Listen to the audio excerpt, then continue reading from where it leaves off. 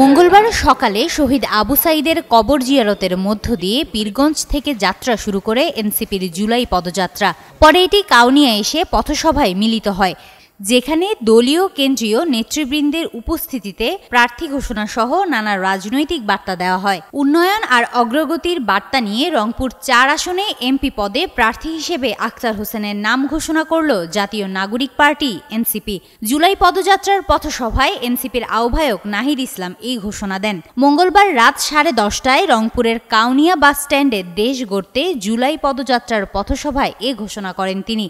এ সময় নাহিদ বলেন, আখতার হোসেনের হাত ধরে উন্নয়ন অগ্রগতির মূল স্রোতে পা রাখবে কাউনিয়া পীরগাছা। এ সময় দলের মুখ্য সমন্বয়ক হাসনাত আবদুল্লাহ আখতার হোসেনকে কাউনিয়ার ভূমিপুত্র হিসেবে পরিচয় করিয়ে দেন। পরে সার্জিস আলমের সঞ্চালনায় পথসভায় আরও বক্তব্য রাখেন সামান্তা শারমিন, তাসনিম জারা সহ কেন্দ্রীয় নেতৃবৃন্দ।